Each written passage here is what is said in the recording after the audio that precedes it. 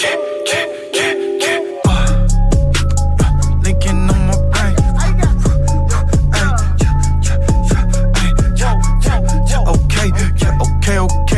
Linking on my brain. I got linking on my brain. Whoa. Welcome to another episode of Nothing Savvy Sports Podcast.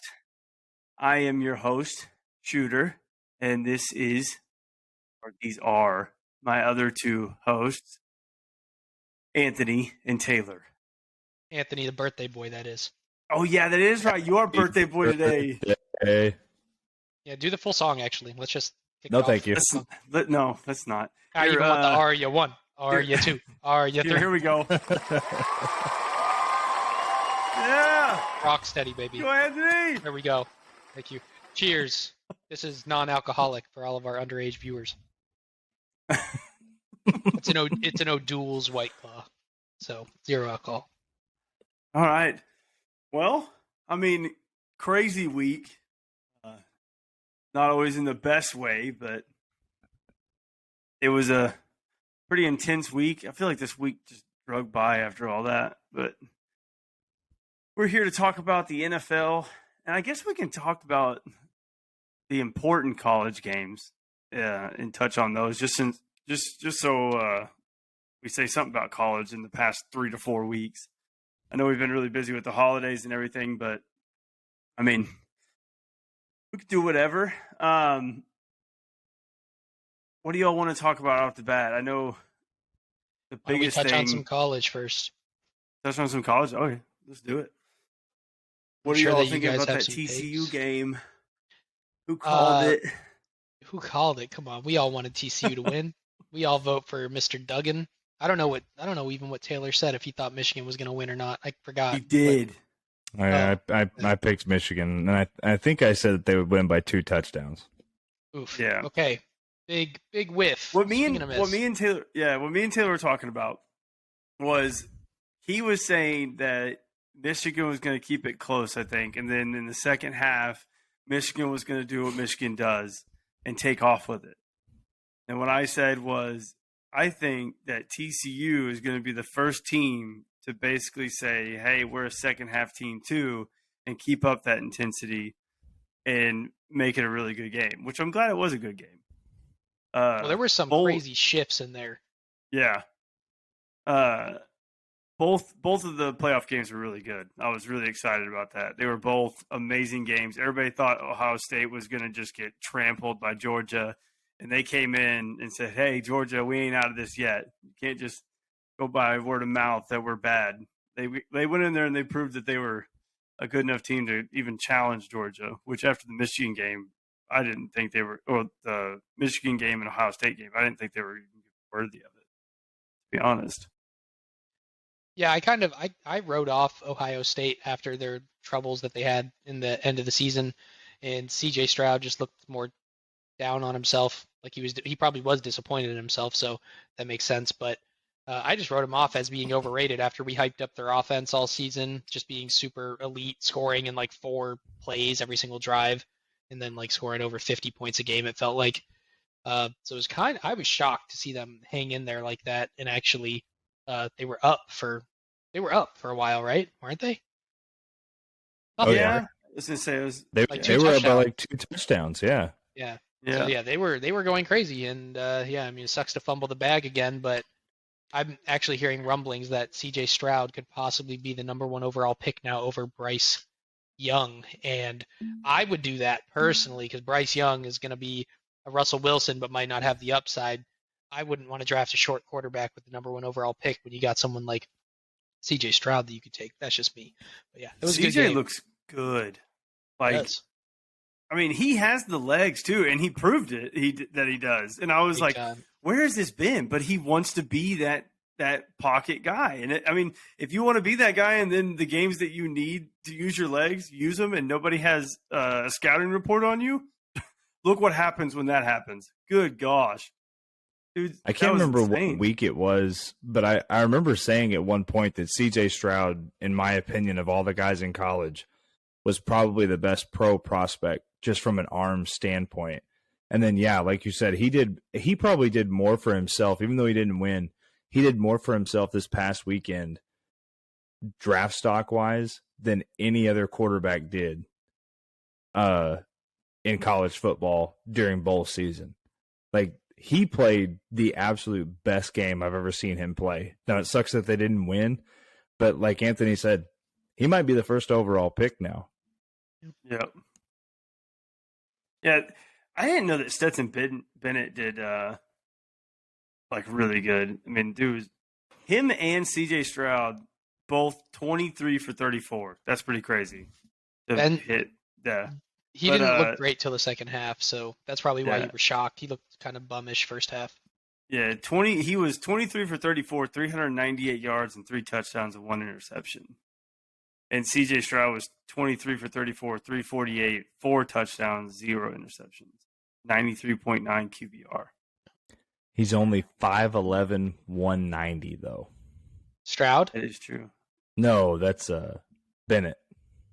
Oh, okay. Yeah, I was about to say, I thought Stroud was taller. I was like, He's why he was going to go number 1. he's also 25. Did y'all know that? I didn't know he was 25. I did. did not- Everyone's He been was making a fun of him. walk-on at Georgia. Oh, really? From walk-on to national champion and quite possibly a 2-time national champ. That's pretty incredible. I mean, say what people want to say about him, but I mean, I love a walk-on story. That's for sure. He would have been like if I tried to go play college football after I got out of the military. I'd be his age, trying to go to the NFL draft at 25. That's pretty incredible to think about. 25 is, I mean, You're young, but you're old that's for gonna a go- QB. yeah, it's true, but I don't know. I wonder if that's even a factor in his draft position. It is. He won't go in the first. I don't know, Taylor. What do you think? I would say with his age, he won't go in the first 3 rounds, and if he does go in the 3rd round, it'll be late. I think. I wouldn't even take him. Ever I at just- all, not even as a possible backup. Because 5'11". I mean, how many short quarterbacks like that have we seen work out? I mean, Kyler works, Russell but it's Wilson till because this he's an unbelievable athlete. Like, Stetson Bennett is Yeah. nowhere near the athlete that Kyler Murray is, or even Russell Wilson is. So I actually watched. What if he's the next Drew he- Brees? He kind of had wheels. I saw him like roll out once. He kind of looked fast. I'm not even gonna lie. a lot of people look fast in college, and that's because the 11 guys that you're running against, maybe there's 1 or 2 NFL caliber players on that defense, maybe 1. When you get to the NFL, all 11 guys are NFL caliber. And so that's why, a guy like Johnny Manziel, he's shredded NCAA defenses for 2 years. Then he goes to the NFL and he looks like a fool. And it's because, your athleticism works great when you're not going up against 11 guys that are all NFL talents. And then as soon as you're not the most athletic guy on the field anymore. And so that's a huge problem for these guys like him, and even for a guy like Baker Mayfield. He was able to rely on his athleticism at Oklahoma a lot. You get to the NFL and when you're not that athletic, and you can't. Now, a guy like Lamar Jackson, he obviously can because he's a uber athlete, but guys like Johnny Manziel, guys like Baker Mayfield, it just doesn't work out for you when you get to the pros. Yeah, that's why that's a constant debate when the worst team in the NFL is like the Texans, and people are like, "Oh, I wonder if Georgia could beat the Texans," and it's like, no, they could not. They absolutely could not, and they'd probably get crushed No. in the process too. It wouldn't even be close. Yeah. Maybe score a touchdown on a lucky drive, but probably get blown Maybe. out. Yeah, maybe. That's maybe. why, when they were saying that Alabama could have done that to an NFL team, and I was like, no, you can't. Every single one of those guys on an NFL team is there because they were the best. They were hopefully the best at their position. Yeah. Coming out of college and going into the draft, and I'm like, that's a full team of that. And you maybe have what is the most that Alabama had go in the draft, probably, or I bet you in one I wouldn't draft even know they've that had like number. 10 players. I bet you. Yeah, but not on all one side of the ball. No. Well, So, it was LSU that set the record a couple years ago when they had what'd they have go in the first round? They had 7 dudes. I mean, that wasn't all on one side of the ball, but I think they had 7 dudes go in the first round a couple years ago, the year that Joe Burrow came out. Yeah, I think that is true. Or right. But yeah, I mean, you might have 5 or 6 on each side of the ball that's probably that caliber at Alabama. but they don't get to eat, sleep, and breathe football at that point. Some of them probably do. They probably don't do a whole lot of schooling, but there's still that stress and all that stuff. Those guys in the NFL, that's what they get paid to do. You're there to do that job and that job only. And they're paid to be the best at that job. You would get smashed if you put a college team up against an NFL team. And like 8 times out of 10, if you put a 22-year-old up against a 28, 29-year-old, the 28, 29-year-old is going to smoke the 22-year-old. I don't care how good the 22-year-old is against other 22-year-olds. The guy that's been, like Trent said, sleeping and breathing football for the past 7 years as his job, you're not beating that guy. That's why you don't see rookies come in and just dominate the league right away most times. It usually takes a year or two to get their feet under them, and it's because it's grown men out here. Like you're not going up against 18, 19, 20-year-olds anymore. I would have loved to see Ray Lewis play like at his like peak in the NFL, play against a college team. He would have killed someone, I think. That's what I'm saying. Like, you're going to put a college player up against a Ray Lewis, basically. I know not everybody was like a Ray Lewis caliber, but I mean, good gosh, could you imagine if he got a hold of like a running back or probably an offensive lineman? He could probably just. I mean, I would be willing to bet he would pancake an offensive lineman in college. Insane. That guy was a monster. I don't even think he would just hit someone to the ground. I think like when he goes to tackle someone like a running back, he would just cut straight through him. Yeah, right on the field. Kind of like the. Have you seen the little video clip of Ocho Cinco hitting Ray Lewis, trying to peel him? He like goes in to block him, and he's like about to like ear hole him, and Ray Lewis just turns around to run the other way and just like literally just runs straight over him, like he didn't even know he was there, and just like kept running. And Ocho was like, I tried to run over Ray Lewis. That's a bad idea. That was one of the most stout dudes of all time. Dude. That was when football was football. But and then we got TCU and Michigan. We kind of talked about that a little bit, but Taylor was pretty surprised that I jumped ship and was on TCU's side for once. Like I said, I'm eating my own words here. I really am. And I bet everybody loves it if they have listened to this podcast from the beginning. I didn't think TCU was going to get this far. But at this point, I'm just a believer that this team just can't lose. And, well, they lost to Kansas State, but they're really proven that they are worth it.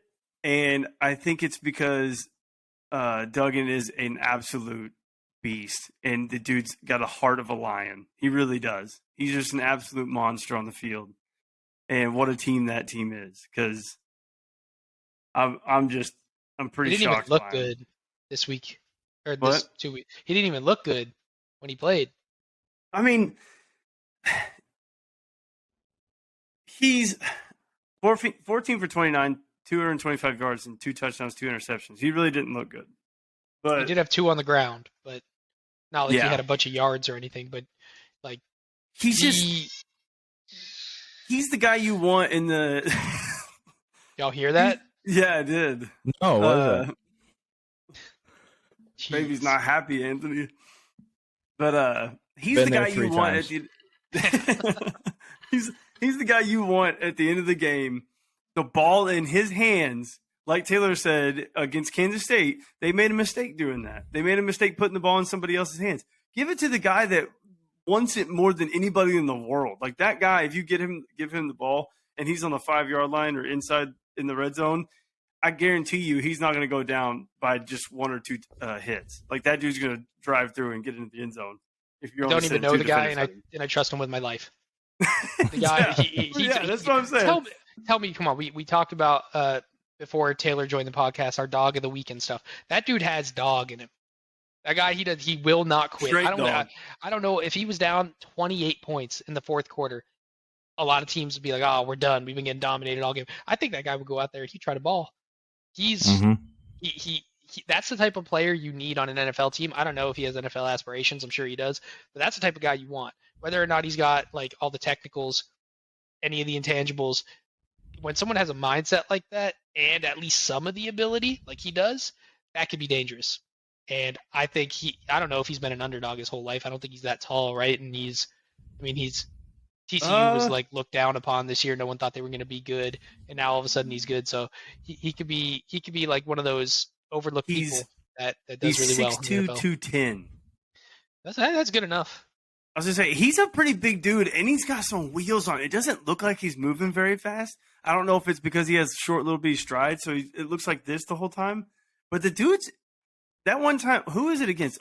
OU when he took off down the sidelines, and I was like, no way this guy's gone. And then he's like, That was the week that you predicted them to win, and all your Fire Station people were saying you were crazy. And that was like the first week that TCU kind of was like, okay, they're not just winning games against bad teams; they're for real. Even though it was Oklahoma who was not for real, but they won. Yeah, they showed everyone he had that. Yeah, it was like an 80-yard touchdown. He just blew everyone out of the water. No one was on the screen with him. This is where I screwed up. After they beat OU, I should have stayed on their side, and I should have just rode it to the end. Because if I'd have done that and they'd have went all the way to the end, I'd have looked like a genius. But no, at some point in there, I was like, nah, they're not good enough. They can't do this. I was like, I ruined it. I had my chance. Blew it. I was a little surprised. I know I kept saying all year that the Big 12 was the best conference in football, and I was a little surprised at the win-loss record during the bowl season. But if you go back and look at it, most of the Big 12 teams put up really good fights up against the teams that they went up against. Nobody really, with the exception of Kansas State going up against Alabama, nobody really got just destroyed in any of their games. Even Oklahoma State put up a fight against Wisconsin. Kansas went to 3 overtimes with Arkansas. Texas Tech blew out Ole Miss. Texas hung right in there with Washington, even though they didn't have their best player.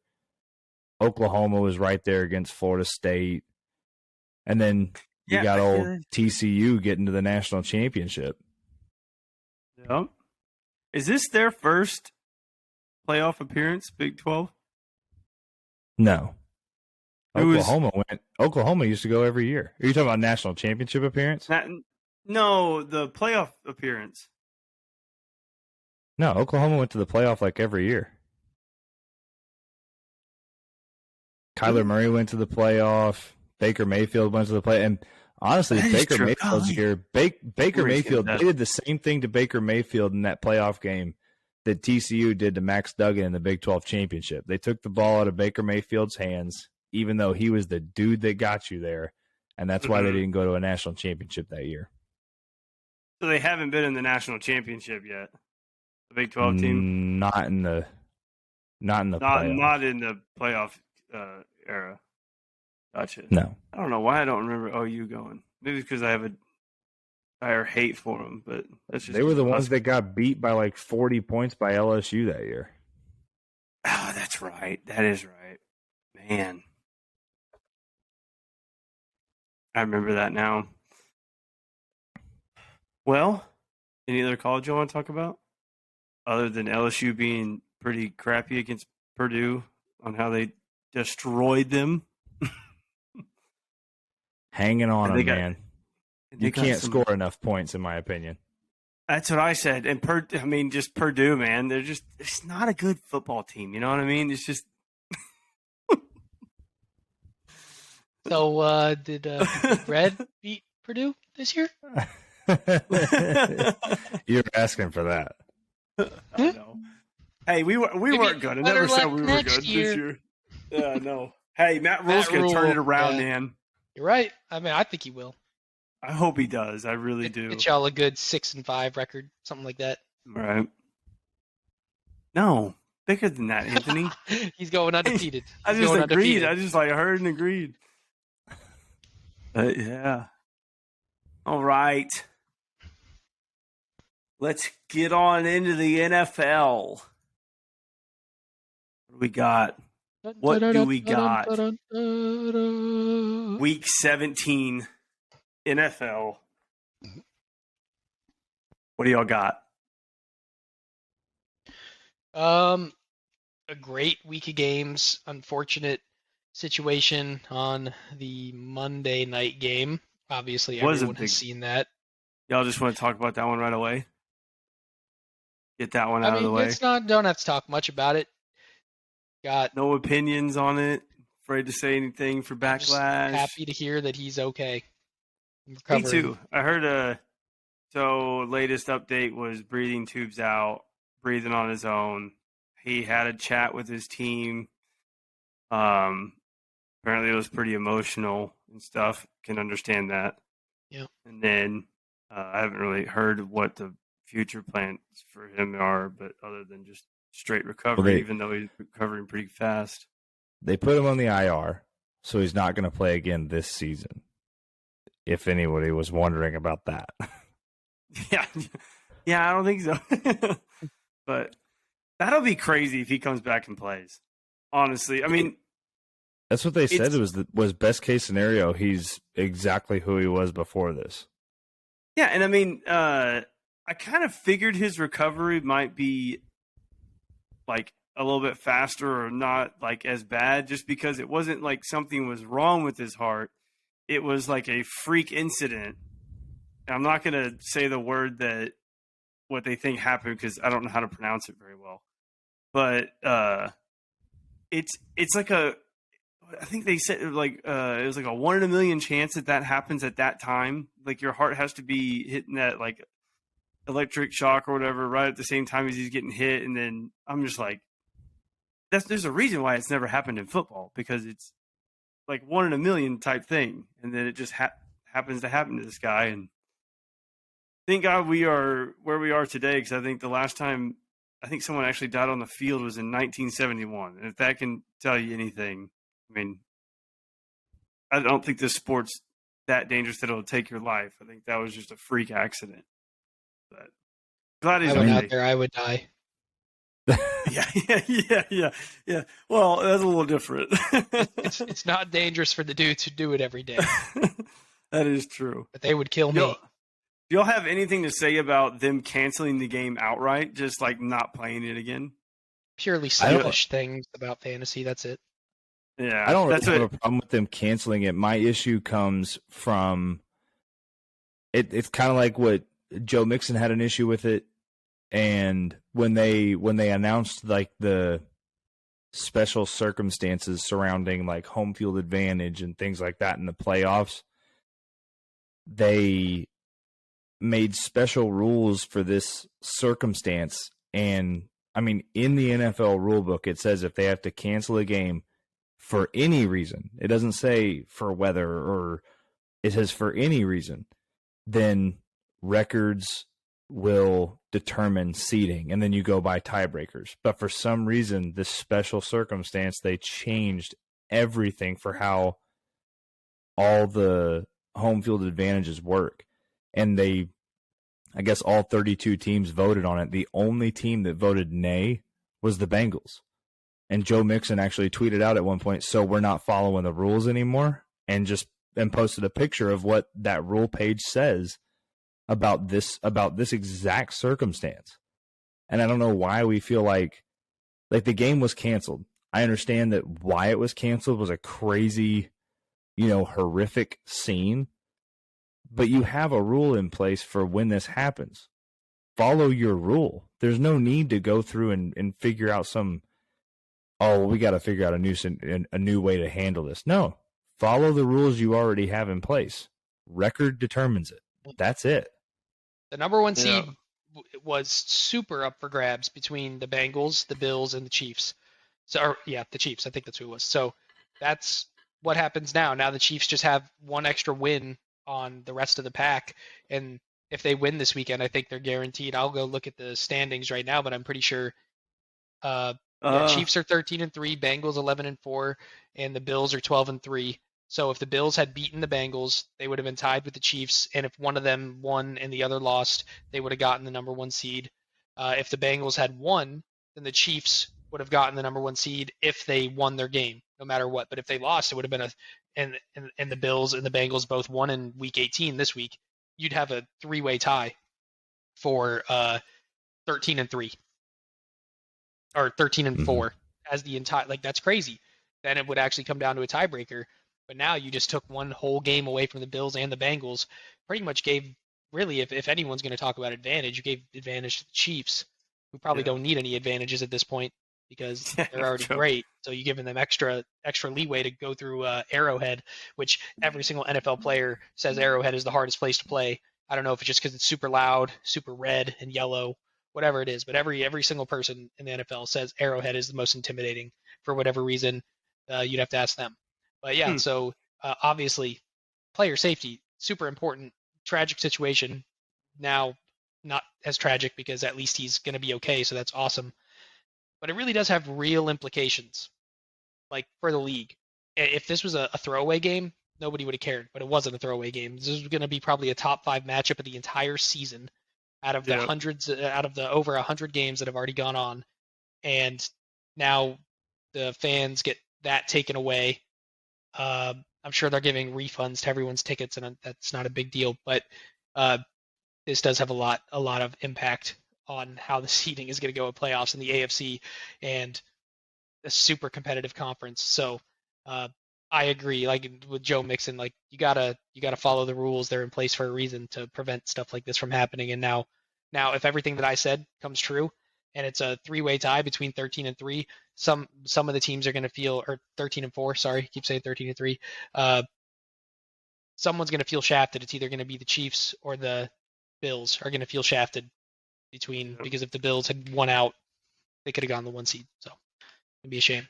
Yeah, that was my only concern with it. Like Anthony said at the beginning, my only other concern was fantasy football. And like you feel selfish whenever that happens because you've been fighting for this all year, setting your lineups and stuff, and then something like that happens, and then you're just like, oh, that sucks. I know it caused a lot of heat between some leagues, and then like our league. Taylor just messaged me and was like, hey, he said he's okay with you letting your guy do the week 18 numbers, and I was like, I liked it too. I didn't want to, like, we talked about it and we were like, I wonder if we'll just split it, but I didn't want to split it. I wanted just to do the week 18 thing, or I don't know, somehow to figure it out where there's like a definite winner, just because I like when there's a definite winner, even if I end up losing because of this. Don't care. Like I'm in the league to win. That's what I want to do. So I was cool with that, but I was on other leagues were DraftKings. doing, I was on DraftKings, and Yep. Taylor, are you familiar with DraftKings stuff, or do you not mess with it? Yeah, I usually play a lineup every week.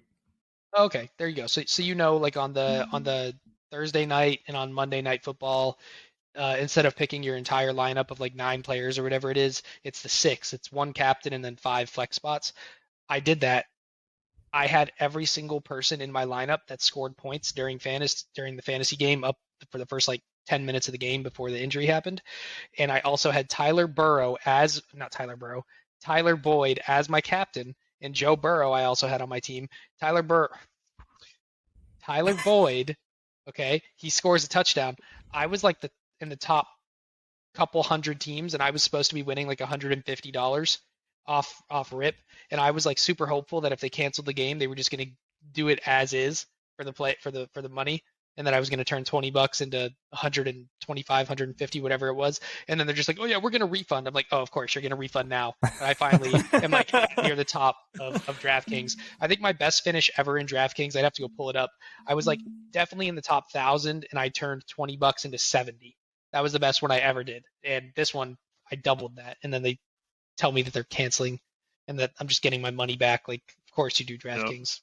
Scummy DraftKinks, man. I'm telling you. Yeah, taking I money was away. Reading about a bunch of the fantasy things, and like some people were just doing the split, and then another team was doing the week 18 and something else. One of them I was reading, and they were doing the win percentage. So if the game where it ended, if you had the win percentage to win, then you won it. Oh man, that's bad. I would hate. And I was like, no. I was like, that's awful. Like that would be. I mean, because I think in our other league, one guy had Singletary and the other guy had Perrine. I never know Perrin or Pirine. Pirine. That's what it is. Yeah. And our other guy had Pirine, and he had a 68% chance to win, and the other guy had like a 30-something. And I was like, what? I don't. That could have gone either way. Both those players are very on and off all year. And then I was like, dude, but they didn't want to do that. They just did the split in that league. But yeah, they One thing could I have. thought of to be fun to do is if you could get if everybody in your group was like played Madden to some extent, it'd be fun to have like a live party where everybody could tune in and watch the two championship teams go head to head in Madden. One matchup for all the marbles. That'd be pretty cool. That'd be actually really cool. If I played Madden, I'd be happy. If I didn't, I would revolt. I would revolt so that's hard. That's what I'm saying. If you like if your whole, you'd have to know that your whole league had some sort of, had equal experience in the game. Because if you didn't, then it's kind of screwed one way or the other. Or just tell two guys to pick their teams they want in Madden, and then just don't sim it, but play the game, and no one controls it. Mm-hmm. The game just goes on. Watch it. It's like the Super Bowl for you. Yeah. That one you could do because then you could just stream it to any streaming device, you could just, like you said, you could sim the game between the Bills and the Bengals, and just take the fantasy points from that game. That could be fun. That would be crazy. You could play the game, and then you could all watch it and be like, all right, this is it. Whoever wins it right here is the one that win it. Put your individual players that you have in fantasy in the lineup, and then your defense that you have, and make it that way. That could be fun. Can't take the credit. Gotta give these little digital men with the big hearts. And I really still hope you win, Trent, because that trophy could be fun. I know. I want to win so bad because I want to buy our league a trophy, like a legit trophy. I was gonna do it with those winnings. You were partially on pace to do it, so I gotta clear it off with Taylor before I buy it. But good and bad news for you is they're facing the Patriots defense, which is bad news. But the good news is they kind of need to win if they want even any chance of the number one seed. So that's why sit the players. That's why I was fighting so hard in the other league because they both had a Bengals guy and a Bills guy. And I was like, just do week 18. They're both fighting for the one seed. They should try to ball out like they did last week. But they didn't want that. But yeah. How about them Lions? Let's go. They're gonna fight back. They got the Packers this week, but 41-10 against the Bears. Little comeback after last week getting killed. Can they make playoffs? Looks like they can. Yes. Oh man, they have to beat the Packers. Yeah, they have to beat Seattle to lose, I think. Yeah, Seattle has to lose to the Rams, not looking good, and the Lions have to beat the Packers at Lambeau. I think one more team can do it. Yeah. I mean, I know they've been hit or miss this year, but when they're on, they score. Well, 40. Wait, who? So who wins? Because if the Seahawks win and the Lions win, they will both be 9-8. They lost to the Seahawks. Seattle advances. 48-45. Oh, that's right. Yep. So that's a shame because you couldn't see the Lions make it with Dan Campbell at his first year as head coach. But they have high hopes, so you should be happy as a Lions fan for going into next year. Listen to this. So I think the Lions have built something. If they don't make the playoffs this year, they're going to be in contention next year because the Vikings aren't doing this again where they go whatever they are right now, 12-4 or 11-4, whatever they are. They're not doing this again with as lucky as they've been this year. I mean, they've got 12 wins or 11 wins with a negative point differential right now. Like it's negative ridiculous. 19. Yeah. I mean, that's who's ever heard of that? Usually when you have like a negative point differential that's that close to zero, you're a 500 team, maybe a little below or a little above, not 12-4. Okay, you'll like this. That's ridiculous. The Cowboys are also 12-4. I'll use the 49ers as an example as well because they're 12-4. Vikings, negative 19 point spread for the entire season at 12-4. The Cowboys are positive 145 for the season. So that's what a 12-4 team looks like. You have a really good positive differential. And then the 49ers are plus pretty close to the Cowboys, plus 148. So slightly better. But they're both 12-4. That's where you should be. This just proves how much of an outlier and how terrible that Vikings team is. And oh my gosh, Justin Jefferson, I thought he was going to throw a fit. I know that he was actually kind of throwing a fit on the field like OBJ used to, but the fact that he let himself get locked up for one catch, 15 yards against Jair Alexander, who's great. I mean, nobody said Jair Alexander wasn't good. I'm pretty sure he's been All-Pro before, and definitely All-Star game, if not All-Pro. Fact that you let him lock your booty up, and I need to go check his targets real quick because I know he was getting peppered and he just couldn't come down with the ball. I'd still draft him next year. 100%. Oh yeah, dude he's a dog. What else we got in here? Listen. Okay, so I pick up the Chiefs defense, right? Thinking, dude, they're playing the Broncos. Like after last week, the Broncos aren't going to be trying to do anything. They're 4-12. They're playing the Chiefs. They should just go out there and just get killed by the Chiefs. No, Russell Wilson. Let's ride. Russell Wilson decides to go, hey, I'm going to play one game this year. It's going to be the one game that Trent picks up the Chiefs defense and needs the Chiefs defense to score over 10 points. The dude runs it in for a touchdown. I didn't even know he could run that fast anymore. I literally watched it happen, and I was just like, oh my God, it's going to be Russell Wilson who kills my fantasy. But, I mean, 5 targets, by the way. 5. That's it. That's not Only too 5. many then. I thought he would have had 10 or something. Yeah. At least. But yeah, Russell Wilson, I mean, he threw the ball 38 times and still only got 222 passing yards.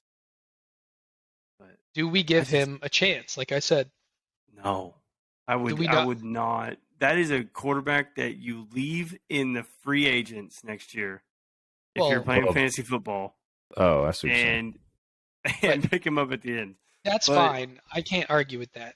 But now that the head coach is gone, you don't want to even give him a chance. You still think he's just a bum after one little season? If he was throwing better, I would. Who's coming who's in? Even in? Yeah. Is it going to be Sean Payton? Who's in contention? If it is, I would give him a shot, 100%. Yeah. What about Jim Harbaugh? That's another possibility. Yeah. I was going to say he has announced, or there's rumor that he's going into the NFL again. And there's also a rumor that he's got some allegations coming against him in Michigan. I saw that. What happened? So he might deuce it. Did he fornicate with somebody? I don't think it's that. For someone's hamburger. Yeah, something like that. Some recruiting violation or something. But all the more reason to deuce it to the NFL. Cheat code. Dude, yeah. When in doubt, run. In doubt, run, I guess. Yeah. If Russell Wilson was throwing better, I would put more faith in him. But his throws just don't look very good. Like they Let's not talk about another man's balls. Okay. I was waiting to see where that was gonna go. I know. I was like, his throws are terrible. I don't know. Like he's had a couple good throws here and there, but when I watch him throw the ball, it just doesn't look like he has it anymore. But I don't know. Maybe he got off on the wrong track the whole year and just hasn't been able to pick it back up. I don't know. But I don't put any faith in him right now. I'm gonna have to see consistency in a couple of games, and I'll be like, oh, okay, maybe he was being held back by a crappy coach or something.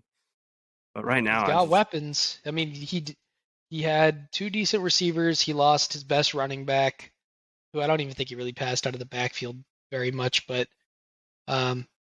Latavius Murray stepped in and he did fine. So yeah, he did actually pretty good. Yeah, I don't really know what to say about. You're right. Like he had everything around him that should work, but if you have all the pieces around you and you can't get them to work in unison, doesn't that either get chalked up to somehow you just don't fit together, or it's the coach?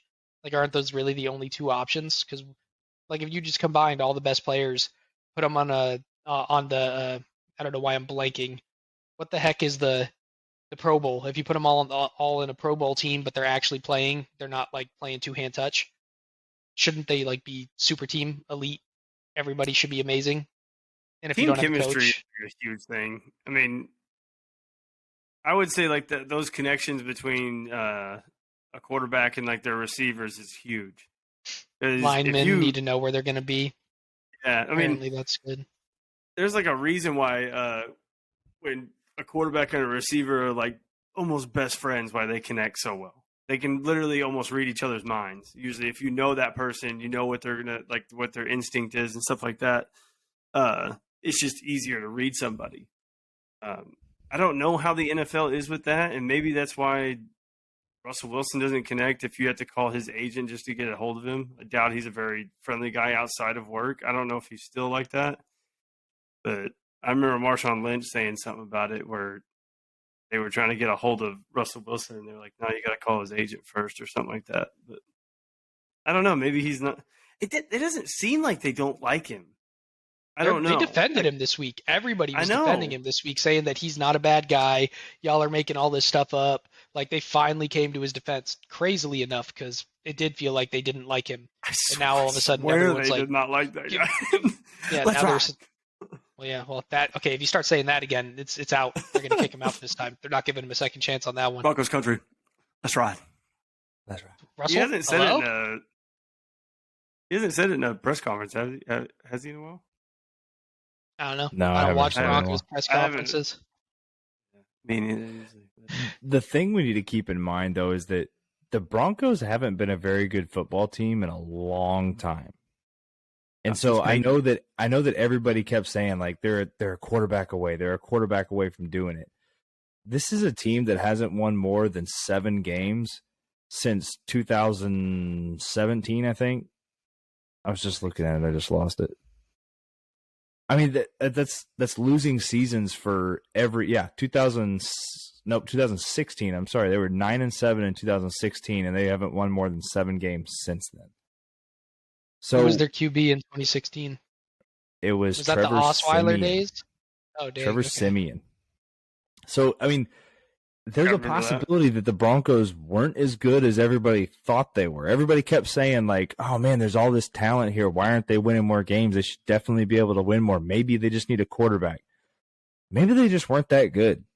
And maybe I think they just Russell need Wilson got put into a situation that wasn't as great as everybody thought it was. And maybe it is going to take a couple years before the Denver Broncos are able to put together something that resembles a winning team. But all I know is Russell Wilson has been a really good quarterback in the NFL, maybe even a great quarterback in the NFL for basically his entire career. And then for some reason this year, nothing has worked out. And I would call him Hall of Fame, wouldn't you? I know. Before that? In his years at Seattle, it was like, man, everybody was clamoring that they should let him do more. Like, as much as he was doing, everybody was saying, give him the ball more. Let him do more. Quit running the ball so much, Pete Carroll. There's a part of me that thinks that maybe the Broncos just suck. And they need to revamp this roster and really get things going. Now, I do like Jerry Jeudy. I do like Courtland Sutton. It seems like they have all the pieces, but there has to be something to the fact this team can't win football games, and they haven't been able to for a long time now.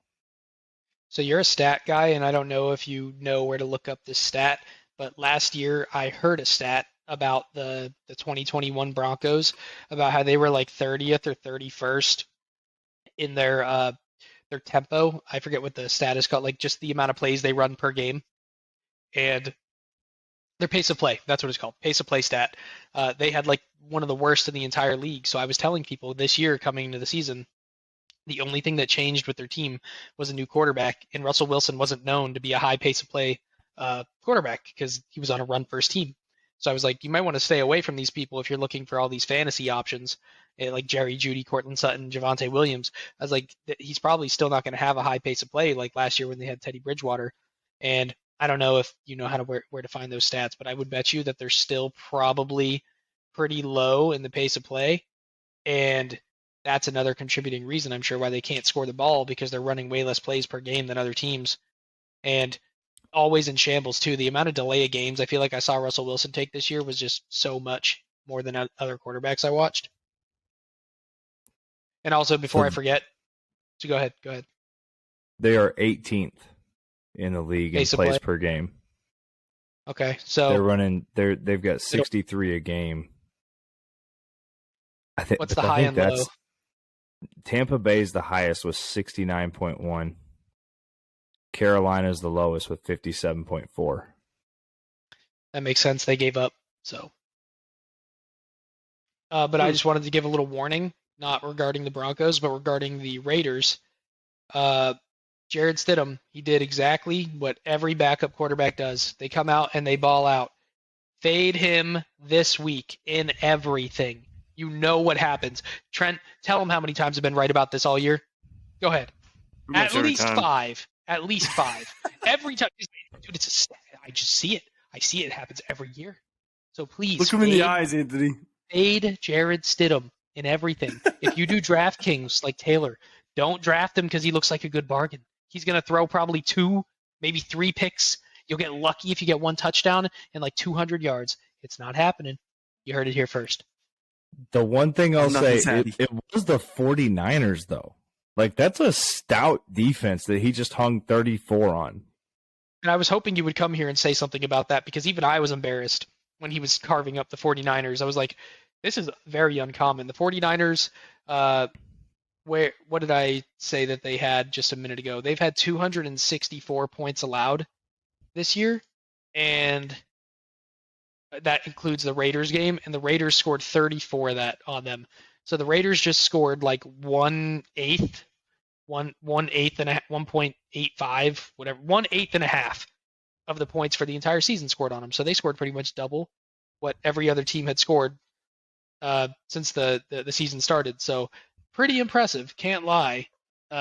Beginner's luck for the backup QBs that always have like freaking angels on their shoulder. Y'all seen the Angels in the Outfield movie? Yeah. Angels on their shoulders, just lifting them up, making catches and doing all this fake stuff. That's pretty much what Jared Stidham had that game. So 49ers, please don't crap your pants. I saw that Elijah Mitchell and Debo are coming back this week, by the way, or at least they got activated off injured reserve. Yeah, so they're back. And there was one other person who was like, who were all 3 of them? I don't know if it was Jimmy G. If it was Jimmy G, watch out. But 3 people got activated, and 1 was Debo and 1 was Elijah Mitchell. So, yeah, be ready to see a full health 49ers team in a couple of weeks. It's going to be crazy. Are y'all shocked that the Saints beat the Eagles? Not at all. Not with Minshew. I'm still a little shocked, though.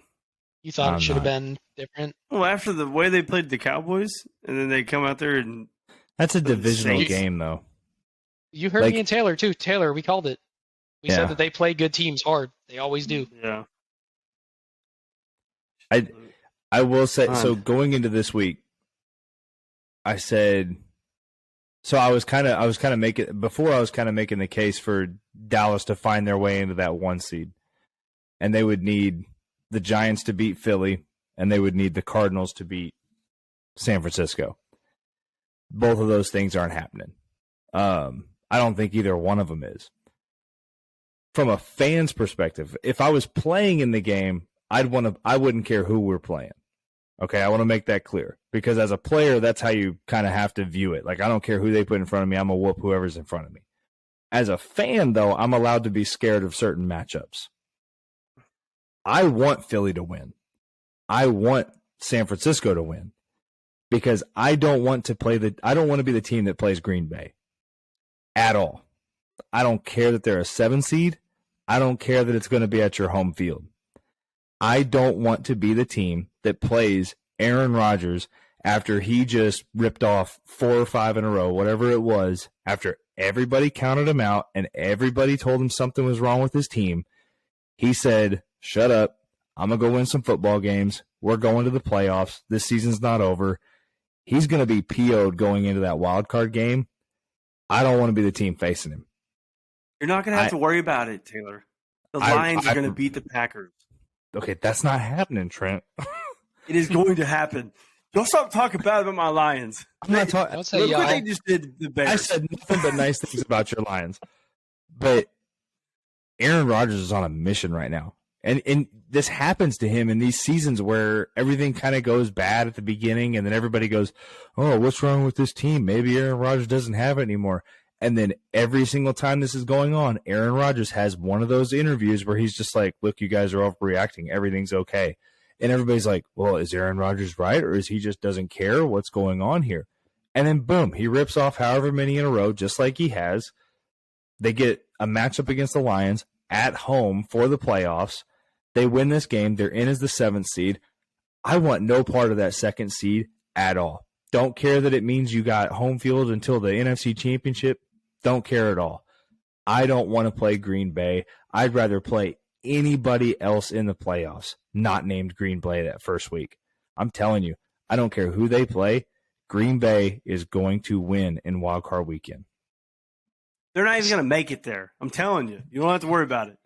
The Lions and Jamal Williams, one of my favorite people on earth right now, they're just going to come through for everybody in the playoffs. They're going to end Rodgers' little angry rant or whatever he's doing right now, where he's trying to make something happen that shouldn't be happening. They will not go that far. If they make it to the playoffs, there's no way they make it past the wild card. Like, I just don't think it's in their cards for them. Come on, you don't want to. Would you want to play Brady in the playoffs? Yeah, over Aaron right Rodgers, 100% right now. I don't know. It depends on like how much time is left and what they need to score. No. I'm talking about just in a whole game. Aaron Rodgers is scary because he's so calm, cool, collected. Plus, he's done it before. I mean, Brady's this year I would play Brady. 100%. Rodgers, I don't know. Like that dude. I'm really hoping the Lions can beat him. Packers look gross. I just know how they scary win Rodgers and is. they look bad. Like, I know they scored 41 this week, so I'm not going to Oh. count this week. But in this win streak that they've had, this whatever 5-game win streak, their offense looks ugly. It gets it done. It doesn't look good. It's not fun to watch them. They're not the Devontae Adams, Aaron Rodgers duo of the past. It's like he's just searching and hoping someone can get open or run the correct route to get open. And He's playing chess, man. He is, but tell me it's not gross to watch. Oh, it is. It's pretty gross. There's nothing about Green Bay that makes me think that they're one of the best teams in the playoffs, but I can't count on Aaron. I've seen him do it too many times. I've seen him do it to my team too many times. Yeah, no, I get it. I was the best. They own the Cowboys at this point. We were the 1 seed that year, Dak and Zeke's rookie year, the number 1 seed in the playoffs, hosting the divisional round playoff game, and Aaron Rodgers just did his thing. And no way should they have beaten us, but they absolutely did. I don't know how to explain Stay it. away from him. And he just got his new hot supermodel girlfriend, whatever the heck is going on with that. So he's probably Luke's owner's daughter. Yeah, that's the heiress. The heiress, yeah. She's 26. He's 39. There's high fives all over that locker room right now. He upgraded. Come on. Well, the chick from Divergent. She's dating her Brazilian jiu-jitsu teacher, and he went and found him a supermodel that's 20 years younger than she is. That's Tom. Dude. He Aaron. said, "Okay, you gonna leave me for a jiu-jitsu guy? Watch this." He probably had the pick of the litter, man. I mean, just heck. Or that was just one of his side pieces. I doubt they were very faithful to each other. They said that they used to spend like months apart. Like he would live when he went to Tampa, like he would live there and she lived wherever their other house was. And they would just be apart for like months at a time. And I'm just like, there's no way. There's no way they're 100% faithful. You're not even like married at that point. You just have an agreement almost. I don't know. I could never do This was a football podcast, not a marriage counseling podcast. Open your heart to us, Trent. Yeah. Whatever. It's Tom Brady, man. Y'all think either Tom Brady or Aaron Rodgers is done after this year? No. I think Tom Brady should be. You heard? I think Rodgers is done after this. I don't know, dude. If Rodgers gets far into playoffs, it might be just enough to keep him.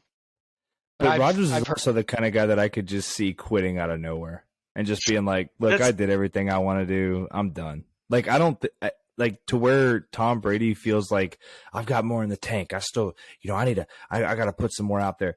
I don't think Aaron Rodgers feels that pressure whatsoever. I think Aaron Rodgers is the type of dude that just feels like, I don't really feel like playing anymore. I'm done, and just be out of it. I feel like he's already there. Like, I feel like he's at that point to where he's just like going through the motions this year. And why else would Devontae Adams leave?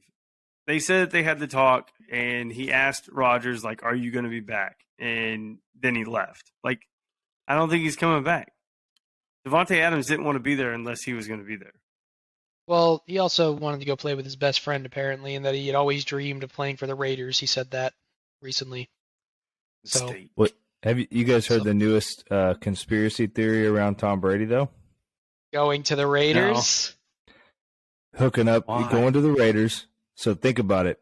He goes to the Raiders. Not only do they have his former offensive coordinator, Josh McDaniels, there, who he has a great relationship with. They know each other. They've game planned with each other multiple times. They had many good years in New England together. He goes there. He's got a number one wide receiver in Devontae Adams. He's got an awesome tight end in Darren Waller. He's got a great run game behind Josh Jacobs. If he stays. Yeah. I mean, that team is made for him to just plug and play. Now, with anybody else, it would be crazy to say this because he's, 45? I think he's going to be 46 next year. Yeah, so anybody else, you'd be like, yeah, but he's 46. It's Tom, though. Like, I don't know what it is about him. You can't count him out. Like, anybody else should be going, yeah, but shouldn't he retire? I think first thing you have to think about is he's a free agent, and Las Vegas doesn't have a quarterback, and they have literally everything else to make a quarterback successful right when they walk in. And you can't touch him. You hit him too hard, the flag just goes flying. Still throws 50 times a game. Did y'all see who was Jalen Smith that went to hit the Colts quarterback, and when he hit him, and then he let him go, and then he threw the ball, and I was like, what the heck? And then they're starting to talk about that's the problem. Guys are afraid to hit quarterbacks. They are killing this game. Ruining it every day. You know it's messed up when quarterbacks are starting to. It happened a year or two ago. They did a fake slide, and then they got to run like for a touchdown. Y'all saw it might have been college. Yeah, but Taylor, that was college. That was Kenny Pickett. That was my boy. Yeah. Oh, okay. There you go. Pickett. So Taylor is not a fan of the slide. He thinks it should be like a 10 to 15-yard penalty. Yeah, it's not fair because the players 15-yard penalty. Yeah. Players get penalized for hitting you 0.001 seconds after you finally go down to do the motion of sliding. Some of the players are already in the air going to make the tackle when the hit happens, and you get penalized. So I agree. Honestly, I hate the slide. It's a safety measure, but these players are using it as a tactical advantage. Not like everybody does what Kenny Pickett does, but he scored a touchdown on that play because the dude thought he was going to slide. It's not a fair tactic because you're supposed to be down. I don't like it either. But the slide is stupid. I don't think people understand how. Follow the rule that you already have in place that says once he begins the slide, he's down. They never follow that. They always mark him down wherever his knee hits. No. Every time a quarterback slides, it should go into a booth review where they go, okay, where does he start letting up? That's where you're down. Because there's so many times where a quarterback's running and then he starts to slide and they mark him down wherever his knee hits. He should have been down 2 yards before that.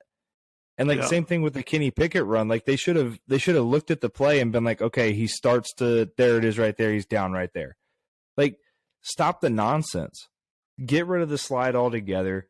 If you want to be protected, stay in the pocket, stay behind the line of scrimmage, be a quarterback. The minute you cross the line of scrimmage, you're officially a runner. Put your pads down if somebody's going to hit you. If not, stop running the football.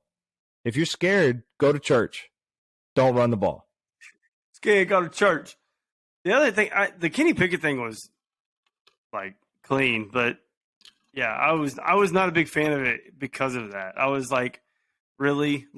Everybody already doesn't like sliding, and then you're going to do a fake slide basically, and then continue to run. That's like trying to run out of bounds, and then someone lets up, and you just keep running down the sidelines. Whatever That's it just going to takes get to your win, head I knocked guess. off the next time. Like, the guy's not going to care that he gets a penalty. He's just going to knock your head off so you never do it again. And then it's always against the defense. The defense probably has one of the hardest jobs in the NFL, I say. There's so Yeah, many they do. rules against them, and the game is so fast. I don't think anybody understands how fast the game of football is. Like, the speed and your reaction time in football is insane. Like, One of the things that I liked about this year regarding that was in the past, anytime a defender made contact with an offensive player, helmet to helmet, whatever the penalty was, they would always call it on the defense. But this year, a few times, it was actually called on the offense for being the person who initiated by like ducking when the defensive player was already trying to tackle, and he was like going for the waistline or the stomach area, and the dude literally ducked into it and got helmet to helmet, and they actually got flagged. The offense did. So they're making a little progress, but I still think the defense is like if you're afraid to tackle a quarterback, and you let go of him and let him get a play off, that obviously you're affecting the game of football with the rules in a negative way. I think something needs to be addressed after that play, especially because that's not a good look. There was two targeting reviews in the playoff games that didn't get called targeting that I thought were going to be definite targeting calls. But the one in the end zone, and then I can't remember what the second one was. But that one in the end zone where the Ohio State guy, Marvin Harrison Jr., right? Yeah, I can't remember who hit who, but I mean, it looked like the dude literally smashed him with the crown of his head. But they didn't call that targeting either. Dude, I remember doing that to someone in Pee Wee football when I was like 5th grade. The quarterback was like he was grabbed by the ankles by one of my teammates, and he was just standing there. And I just dug my helmet straight into his chest. He goes, "Oh!" and it falls, dude. I felt so good, but I mean, I could have paralyzed myself. Yeah, never leave at the top crown of your head. I just did it because I knew it would inflict pain. I was a savage. Ray Lewis, you were, huh? Back then, yes. Except white. Yep. And I hadn't murdered someone. Never proven. I forgot he had that. Never proven. Never. Yeah. Just like O.J. Simpson. The glove, it didn't fit. It didn't fit. Stupid. What else we got on here that I don't know if we really have anything else that's. Well, there's nothing to report. There wasn't any playoff scenarios that really happened this week that affected anything except for a little bit of wild card that we covered, and then the Bengals, Chiefs, and Bills that kind of. What about the Jaguars, tragedy. man? Jaguars are surprising me, man. I know they played the Texans, but they're still hot. They need to win this week, really though. Found their groove in the second half of the season, man. I know the Cowboys got a lot of grief for losing to them, but with the way they've been playing, I still don't think the Cowboys should have lost to them. Absolutely not. But the way that they've been playing, they're a much better team than they were towards the beginning of the season. And Trevor Lawrence has really elevated his game, and ETN has been amazing for them at running back. Yeah. So, I mean, I don't know that they're a team that can really make any noise in the playoffs. It looks like they're going to have a pretty tough matchup with probably the Chargers in the first round. But, I mean, who knows? If they keep playing hot, I mean, sometimes it's the hot team that does the best in the playoffs. So wew see. Taylor, what is the tiebreaker? What? Is who? Is our boy, the guy. I can never remember his name. The guy that, go play with me. Oh, N'Keal Harry. Yeah. N'Keal Harry, that's what it is. I don't know if he played this week, but he's on the Browns. He's on the Bears. That's right, the Bears. That's what it is. God, I always forget who he plays for and what his name is. He's very forgetful. Because he's nobody. Nope. He got one catch for 16 yards. Let's go. Oh, that's play what he with me. does, right? Play with me. 1 for 15-ish every time. That's crazy. But I was going to say, Taylor, how does the tiebreakers work? Right now, the Jags are 8-8, and the Titans are 7-9. They play again this week, tomorrow, I think. And the Jaguars already beat the Titans. So if the Titans win this weekend, they'll be 8-9. The Jaguars will be 8-9, and they'll both be tied for first place in the AFC South. what is the next tiebreaker after record and divisional wins? Is it points? This division, well, they're both 3-2 in the division right now. So if Oh, Tennessee so wins, that'll end Tennessee it. will be 4-2 in the division, and Jacksonville will be 3-3. Has that ever also been tied before on top of regular season tie? Is that a thing that can even I happen? think it goes to conference after that. Okay. And then at some point they have like similar wins that get included in it. But yeah, it's a win and you're in for it's win and you're in for each one, because whoever wins is going to win the AFC South. So it's the AFC South Championship. So that'll be a fun game to watch, actually, if it's Sure. nationally televised. Probably not. Let's be honest yeah. here. It's Oh yeah, heck yeah, it is. 8:15 tomorrow. Heck yeah, it's the Saturday night game. That's what I'm talking about. Look at that. I think they flexed them in. I'm going to be honest. I think the NFL changed that the last couple of days because of it being the championship. I'm pretty sure they did. I think I saw it on Twitter. Will they? That and the Kansas City games tomorrow too. Yep. Got some good games coming up this Sunday. Everything's on the line. Yep. Well, the Eagles got the Giants. That's not going to be an easy game. I still don't think they even have declared Hurts out yet. I think he was just limited practice all week. I heard he was trending in the right direction, though. But the other thing is the Giants have nothing to play for this weekend. Like, literally nothing.